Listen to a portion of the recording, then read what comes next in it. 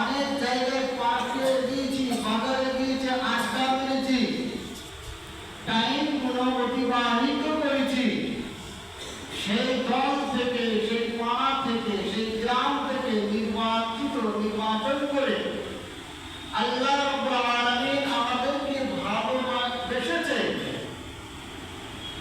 তার কারণে আল্লাহ রাব্বুল আলামিনের কোরআন কথা, আল্লাহ রাব্বুল আলামিনের কথা, হাদিস হযরত পাক সাল্লাল্লাহু আলাইহি ওয়াসাল্লামের মাধ্যমে এসেছেন বলে সেটাকে বলা হয় হাদিস।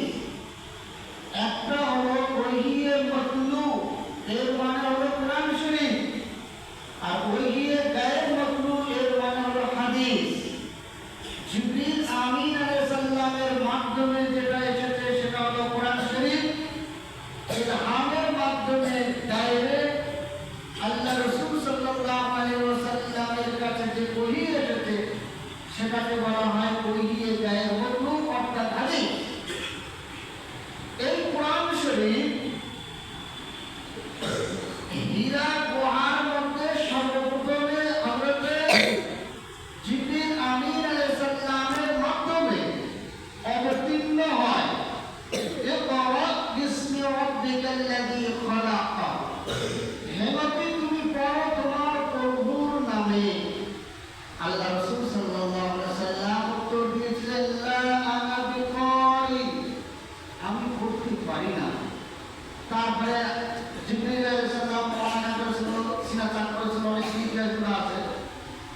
পড়তে না পারার কারণে এমন করে সিনায় ছুটে ধরেছিল, আল্লাহ রাসূল সাল্লাল্লাহু আলাইহি ওয়াসাল্লাম মনে হয় হাঁটতে করে। এই যে কষ্ট সহ্য করেছিল স্বয়ং আল্লাহর নবী, তাকেও কষ্ট করেছিল।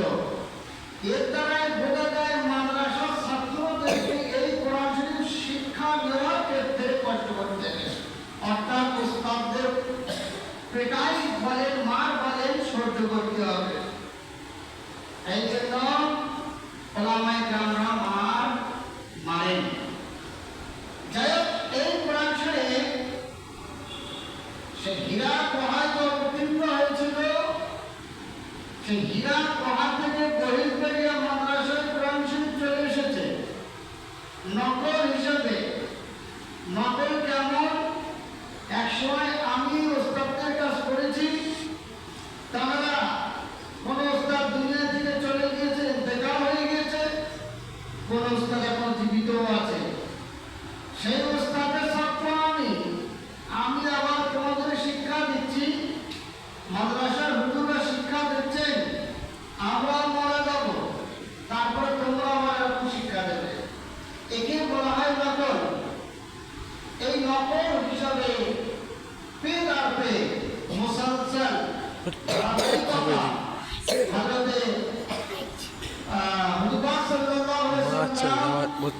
থেকে নিয়ে আজ পর্যন্ত 1450 বছর লেগেছে এই পর্যন্ত পৌঁছাতে।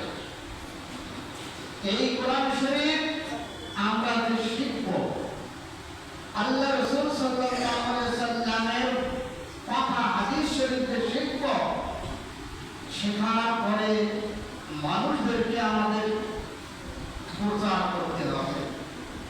এই প্রচার করতে হলে কিছু সাহস লাগে, ভীতু হলে হবে না, সাহসের দরকার পড়ে। বলার একটা ঢং লাগে, বলার একটা স্টাইল লাগে। মানুষ কেমন? মানুষ রাজনীতিক না রাজনীতিক নয়, এই মানুষের কাজ কেমন করে আমি হাদিস বা কোরআন শরীফ আয়াতকে আমি ব্যাখ্যা বিশ্লেষণ করলে, তাবলীগ করলে আমার কথাটা গ্রহণযোগ্য হবে, তার অন্তরে গেঁথে যাবে। তার যে প্র্যাকটিস, তার যে স্টাইল, শিক্ষা আগে থেকে করতে হবে বা শিক্ষা গ্রহণ করে রাখতে হবে।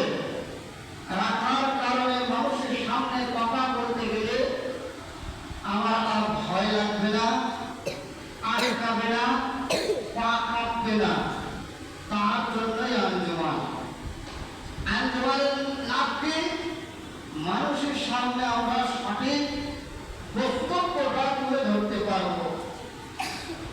সঠিক বক্তব্য, কোরআন শরীফের আয়াত ঠিক করলাম, মানে ঠিক করলাম, বলতে গিয়ে ভাইদের থর করে কাঁপতে কাঁপতে ভুল হয়ে গেল, ফুটিয়ে তুলতে পারলাম না। এটা যেমন সত্য, তার সাথে সাথে আর একটা সত্য কথা হলো, জীবনে যারা আঞ্জুমান করেনি তারা মানুষের সামনে কথা বলতে পারে না। বহুত বড় বড় ওলামায়ে কেরাম আছেন যারা স্টেজে বলো, জুমার বয়ানে বলো, কোনো মানুষ মারা গেলে তার সামনে বলো, ঈদের নামাজে বলো, 27শে রমজান, এমনই ভাবে শবে বারাত বা মুহররমের উপলক্ষে করে যদি বলা হয় হুজুর কিছু বক্তব্য রাখেন, হুজুর বললাম তার কারণ একটাই, সে হুজুর আঞ্জুমান করেননি, মানুষের সামনে বলা প্র্যাকটিস করেনি, যার কারণে তার ভিতু প্রদর্শন হিসেবে রয়েছে, অন্তরে ভিতু হয়ে আছে, কমজোর আছে। সে মানুষের সামনে ফুটে না তোলার কারণে সে তখন পিছিয়ে থাকতে চায় বা পিছিয়ে থাকে, বলতে চায় না। যাই হোক, সেই আঞ্জুমান আজকে যদি আমরা 60-70 জনের সামনে আমরা যদি কিরাত সঠিকভাবে বলতে পারি, বক্তব্য সঠিকভাবে পেশ করতে পারি, গজল সঠিকভাবে পরিবেশন করতে পারি, আজকে 60 জন মানুষ এমন একটা দিন আসবে 60,000 না 60 লক্ষ মানুষের সামনে সে বক্তব্য করবে, তার কোনো ভয় লাগবে না, ডর লাগবে না, বুক কাঁপবে না। যেমন বিশ্বের তবলিগের আমির বিভিন্ন দেশে ইজতেমায় বক্তব্য দেন, কয়েক লক্ষ মানুষ, 50 লক্ষ, 1 কোটি, 1.5 কোটি মানুষের সামনে ঘন্টাকে ঘন্টা বক্তব্য দিয়েছে, তার কোনো বাধে না। কেন বাধে না? প্রথম থেকে তার প্র্যাকটিস ছিল, চেষ্টা ছিল, তার ধারাবাহিকতা সে অর্জন করে নিয়েছে। যাই বেশি কিছু বলবো না, তো সেই হিসেবে আজকে আমাদের আঞ্জুমান চলবে প্রত্যেক বছরের ন্যায় বা প্রত্যেক সাপ্তাহিক ন্যায় আমরা সেই আঞ্জুমান চালাতে শুরু করবো ইনশাল্লাহ। এই আঞ্জুমান চালাতে হলে একজনা হেড লাগে, সবাই হেড হইতে হয় না, একজনা নেতৃত্ব দেবে, তার আন্ডারে আরো কিছু জন নেতৃত্ব দেবে।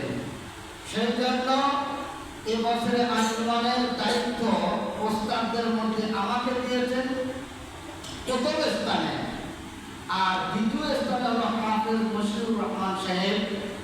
এটা তো প্রস্তাবদের মধ্যে, ছাত্রদের মধ্যে এটাই সিদ্ধান্ত হয়েছে এবছরে মাদ্রাসার যিনি পরিচালনা করবে সে হলো সোহান, আর এর আন্ডারে দুজন ছেলে থাকবে, একটা হলো মুস্তাকিম আর সলিম। এই তিনজন মিলে এই আঞ্জুমানটা এবছরে পরিচালনা করবে, যাতে করে সুষ্ঠুভাবে আঞ্জুমানটা সারা বছর চলে। এবং আঞ্জুমান সেরকম তোমরা যদি তৈরি হতে পারো, ইনশাআল্লাহ বড় আঞ্জুমান হবে, শেষ মাইক আঞ্জুমান একটা হবে বড়, এবং লাখ বছর সারাতেও একটা হবে। এবং এই আঞ্জুমান কিরাত যাদের নাম আসবে সেটা নির্ধারিত করা হবে সূরা বাকারার 1 আয়াত থেকে 1 আয়াত পর্যন্ত, বা 30 পারার অমুক সূরার এই আয়াত থেকে এই আয়াত পর্যন্ত। এটাকে আঞ্জুমানের হেড সে হুজুরদের কাছে যাবে, এই সপ্তাহে কোন কিরাতটা দেবো, এবং লিস্টে টাঙানো হবে শুক্রবার রাত্রে। ভালো করে বুঝে নাও। এইবারে যে সূরাটা আসবে 1 সপ্তাহ পর প্র্যাকটিস করতে হবে, কমপক্ষে হয় মশহুর সাহেবের কাছে একবার শোনাতে হবে, না হয় আমাকে একবার। কোনো সূরা বলার থাকতে হবে না, ভালো করে বুঝে নাও আঞ্জুমানটা।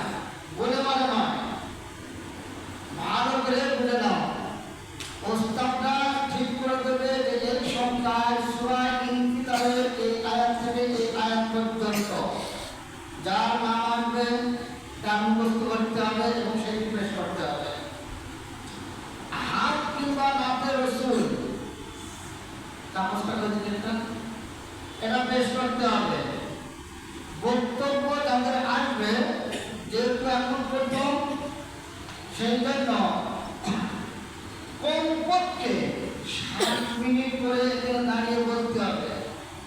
আমার সঠিক বক্তব্য হয় না, গল্প করে কাটালেও চলবে, কেন আমার সাহসটাকে বাড়াতে হবে। বুঝে দাও, বক্তব্যের চাপ চলবে, তোমার 7 মিনিট দাঁড়িয়ে কমপ্লিট করতে হবে ঘড়ি ধরে। এই যে ঘরটাটা আছে কেরা, এই ঘরে থাকবে 5টা ছেলের নাম এবং কোন ক্লাসের নাম থাকবে।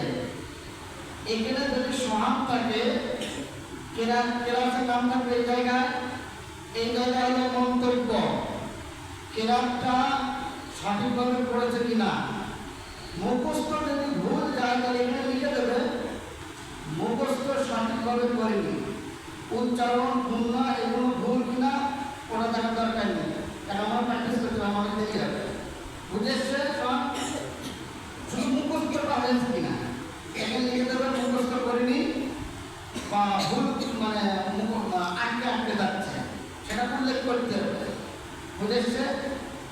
তারপর থাকবে গজল, গানের সুর চলবে না, সঠিকভাবে গজলও প্র্যাকটিস করতে হবে। যে কোনো কিছু ভালো করে শুনে দাও, কিরাত প্র্যাকটিস করানো হবে, গজল প্র্যাকটিস করানো হবে, বক্তব্যটা প্র্যাকটিস করানো হবে না। এই জন্য আগে তোমাদের সাহসটা লাগবে। বক্তব্য মুখস্থ হয়ে যাবে কিন্তু সাহস না থাকার কারণে সম্মান বলে যায়।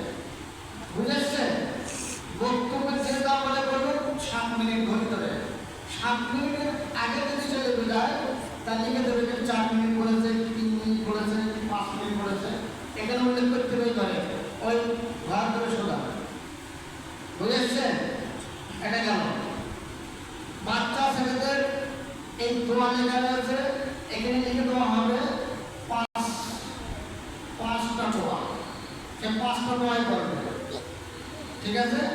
এই দোয়ার ধারে কলম দিয়ে লিখে দেওয়া হবে কি বিষয় দোয়া, যে নামাজের 5টা দোয়া, কি খাওয়ার 5টা দোয়া, কি জানাজার নামাজের দোয়া, কি বাথরুমে যাওয়ার দোয়া, কি মসজিদে ওঠার দোয়া, পালানোর দোয়া, সেটা দোয়ার পাশে কলম দিয়ে লিখে দেওয়া হবে।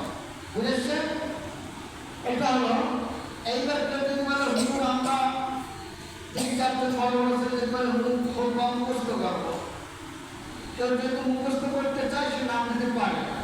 এটা দর্শক কিনা যে এই সবটা আমি খোলবা মুখস্থ করে শোনাবো, তার যদি খোলবা লিখে দেওয়া সে খোলবার ছেলেগুলোর নামে লিখবে, প্রতি কোনো রিপোর্ট লিখতে হবে না। ঠিক আছে?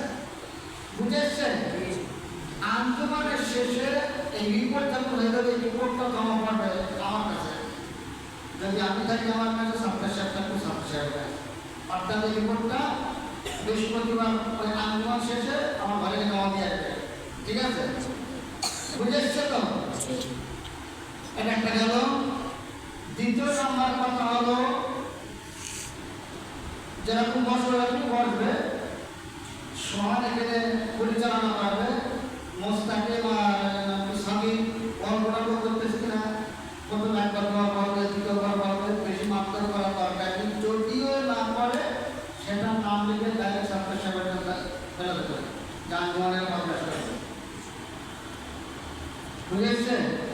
আগে তোমাকে সঠিক করো, চাপ তোলার কোনো দরকার নেই, বেদরও পিটানো হবে না, কিচ্ছু করা হবে না, ভয় করার দরকার নেই, তোমাকে উপকার জন্য এটা করা হয়েছে।